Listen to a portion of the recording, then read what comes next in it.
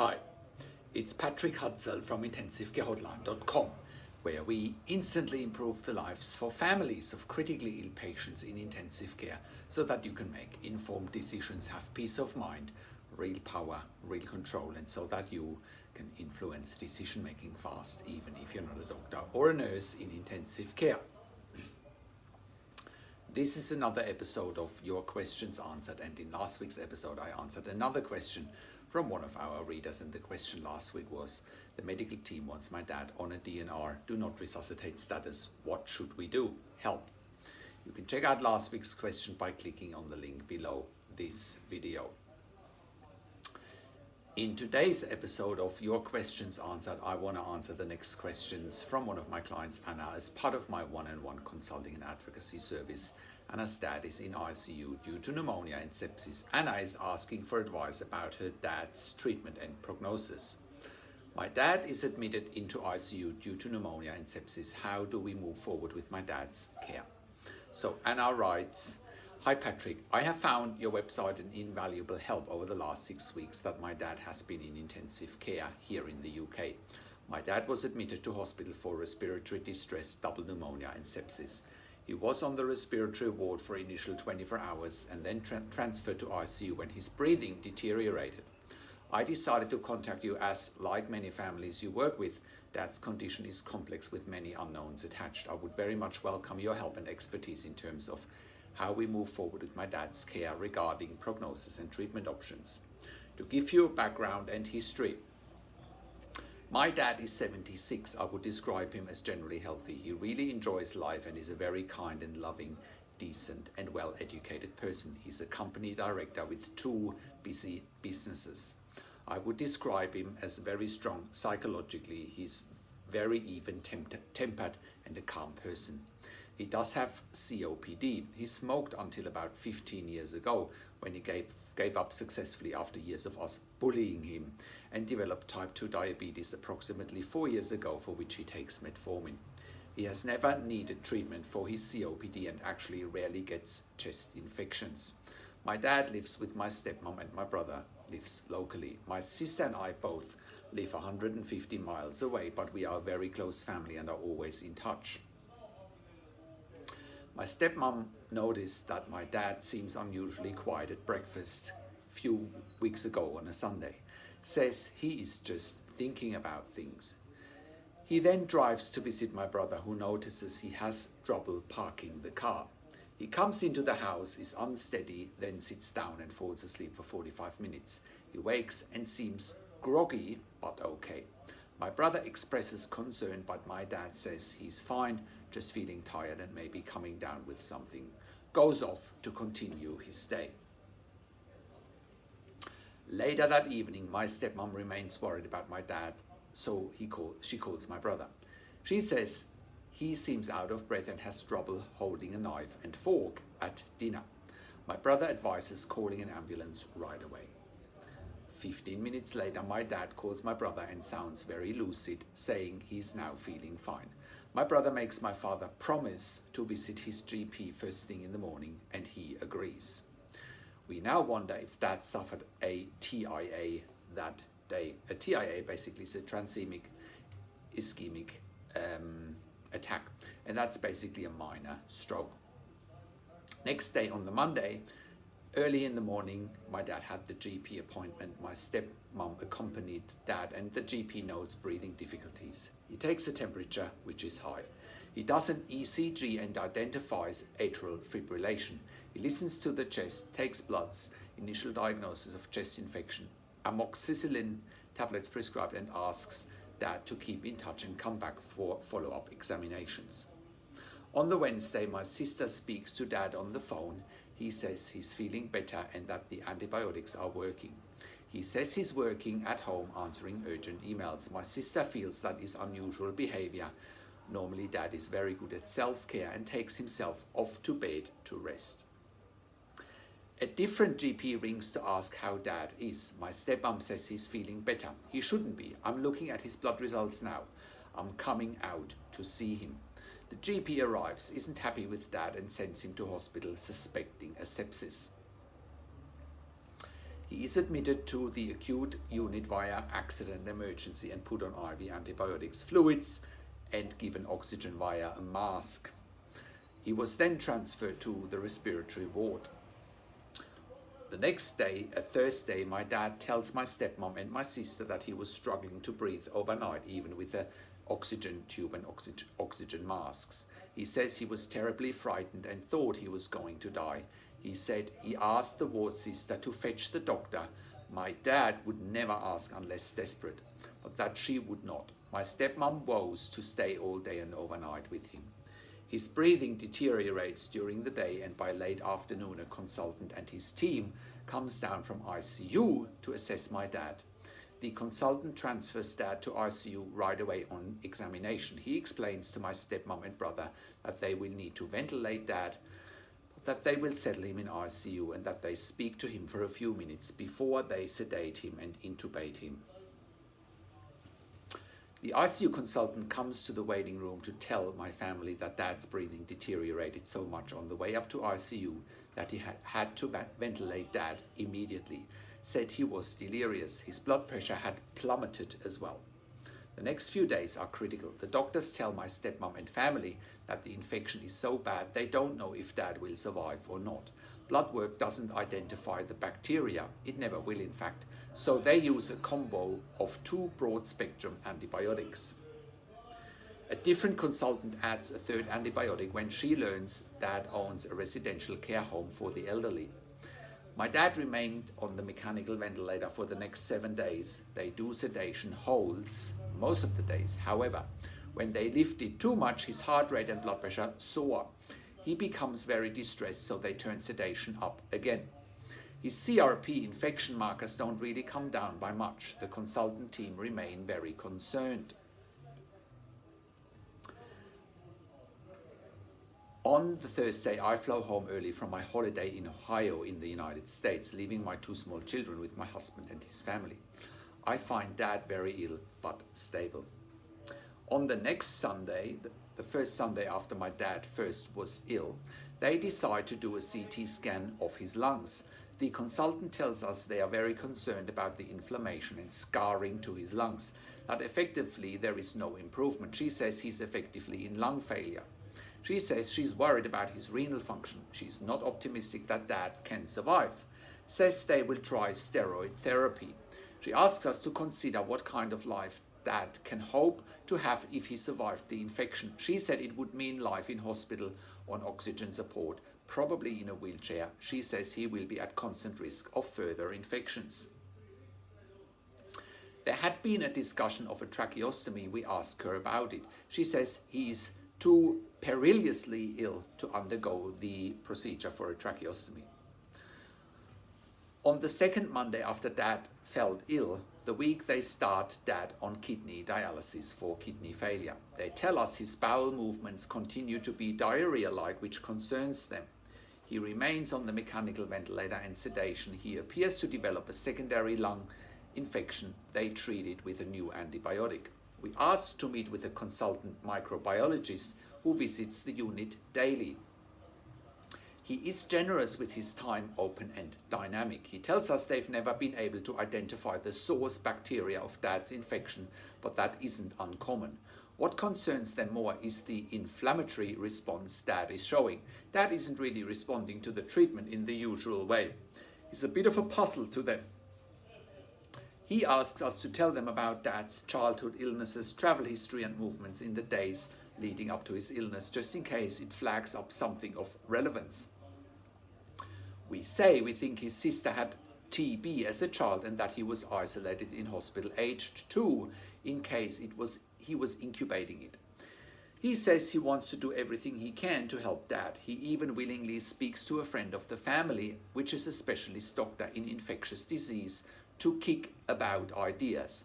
We are very grateful for his openness. My sister asks the ICU consultant why they aren't doing scans of his brain and body. She says she is confident it's a single organ issue. They tell us his lung failure remains a massive concern. Dad's infection markers have come down. They talk about doing a tracheostomy now, which they do on the morning of Friday, May the 7th. The procedure is uneventful and successful. Sedation is withdrawn and removed. Unfortunately, in the afternoon, he suffers 4 cardiac arrests, which they reverse straight away. They take him to ICU lab and fit a temporary pacemaker. Cardiologist comes and prescribes medicine. They tell us in asking Dad to do more of the breathing and less from the machine. His heart couldn't cope. They tell us it's multi-organ failure and that Dad simply isn't getting better. On the second week, on the Thursday, Dad suffers another 3 cardiac arrests, which they reverse straight away. We ask about brain damage but are assured the quality of the CPR is good and that his oxygen levels never dropped. They fit a more permanent pacemaker on the front of his chest. His heart stabilizes, and in recent days they are now talking about removing it as they don't think he needs it, apparently. On the second Friday after Dad became sick, we have many conversations with the consultant. They say Dad is not waking up and that he should be. They say they get no response from him when they do the coma test. In fact, they worry Dad is doing the posturing movement on his arms when they dig at his nails. They tell us they think we should consider withdrawing treatment and soon. We ask, will they consider one last treatment of steroids? And they agree. The whole family gathers around his bed. Then Dad opens his eyes for the first time.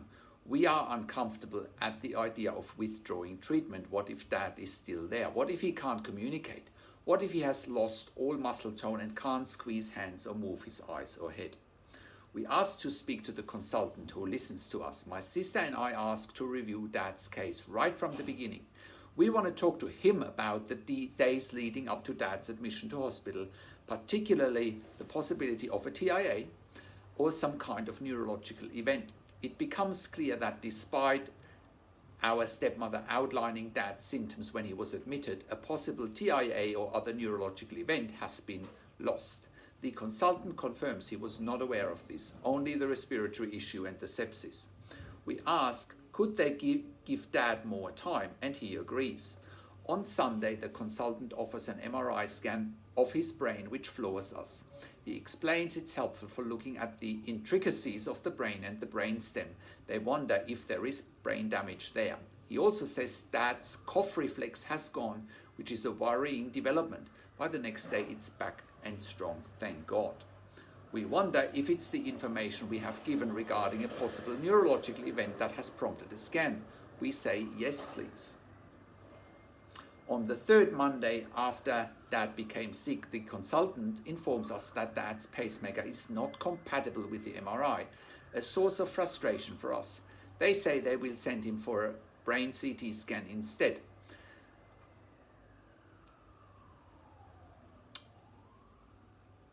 It comes back showing nothing. We ask, would they consider doing a lumbar puncture and EEG or getting an assessment by a consultant neurologist?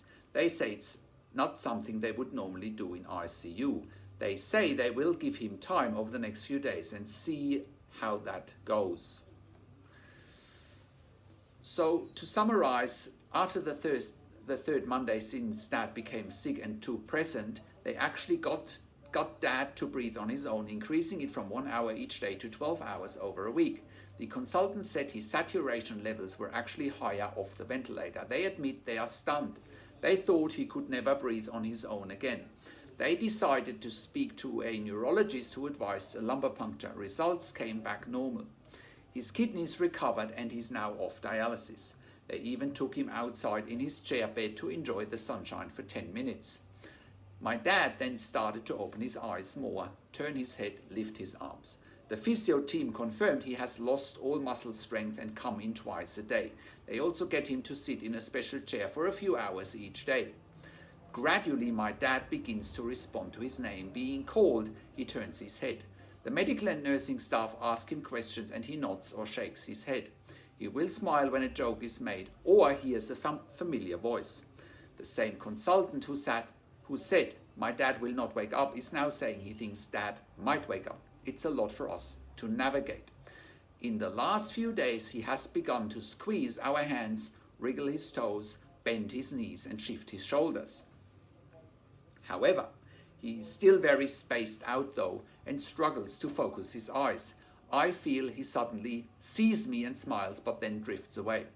He seems exhausted a lot of the time, but having said that, he looks much better. He was off the antibiotics until a week ago when he developed a temperature and a new secondary lung infection. He was put back on the ventilator to give him a rest, although they have sought to reduce it to the lowest setting again. His CRP markers are now under 100, I think. As of today, he's sitting up, smiles when people talk to him or shakes or nod his head to questions appropriately. He can grasp our hands as well. Apparently, last week they put a valve on his tracheostomy pipe and we're sure they got a croaky yes and no to questions. I do hope this isn't too long-winded an account, sincere apology if so. I would very much like to engage your services and would be very keen to hear your thoughts on my dad's situation. I guess also we would like to understand what is happening to dad in terms of emerging from an induced coma. Does dad have critical care neuropathy? Is a slow progression out of an induced coma normal? Should dad be making more progress by now? Does it take some individuals, especially patients in their 70s, longer to emerge? Does it indicate brain damage? Why can't dad seem to focus his eyes? Do we need to ask for a further assessment from a neurologist or an ophthalmologist? Has he had a stroke? In all, dad's care has been outstanding and we have sought to work with the clinicians in a respectful way. We are grateful for their expertise. However, we are also dad's advocates and we have fought for him too when we feel we needed to. We are realistic about the long-term outlook, but we want to understand how we can support dad if a partial recovery is possible. Many thanks in advance from Anna. And in the next video, I will actually answer Anna's question and go from there. So, how can you become the best advocate for your critically ill loved one? How can you make informed decisions, get peace of mind, control, power and influence quickly whilst your loved one is critically ill in intensive care? You will get to that all-important feeling of making informed decisions, get peace of mind, control, power and influence when you download your free Instant Impact Report now by entering your email below. In your free Instant Impact Report, you will learn quickly how to make informed decisions, get peace of mind, real power and real control, and how you can influence decision making fast whilst your loved one is critically ill in intensive care. Your free Instant Impact Report gives you in-depth insight that you must know whilst your loved one is critically ill or is even dying in intensive care. Sign up and download your free Instant Impact Report now by entering your email below. In your free Instant Impact Report, you will learn how to speak the secret intensive care language so that the doctors and the nurses know straight away that you are an insider and that you know and understand what's really happening in intensive care. In your free report, you will also discover how to ask the doctors and the nurses the right questions, discover the many competing interests in intensive care and how your critically ill loved one's treatment may depend on those competing interests, how to eliminate fear, frustration, stress, struggle and vulnerability even if your loved one is dying. You will get 5 mind-blowing tips and strategies helping you to get on the right path to making informed decisions, get peace of mind, control, power and influence in your situation. You will get real-world examples that you can easily adapt to your and your critically ill loved one's situation. How to stop being intimidated by the intensive care team and how you will be seen as equals. You will get crucial behind-the-scenes insight so that you know and understand what's really happening in intensive care and how you need to manage doctors and nurses in intensive care, and it's not what you think. Thank you for tuning into this week's Your Questions Answered episode, and I'll see you again next week in another update. Make sure you also have a look at our blog section for more tips and strategies, or simply send me an email to support@intensivecarehotline.com with your questions. Also, have a look at our membership site intensivecaresupport.org for families of critically ill patients in intensive care. You can also call me, find phone number find phone numbers on the top of our website. Also, have a look at our ebook section where you get more ebooks, and you can also get one-on-one consulting and advocacy with me over the phone, via Skype and via email by clicking on the relevant tabs on the top of the website. This is Patrick Hutzel from IntensiveCareHotline.com, and I'll talk to you in a few days.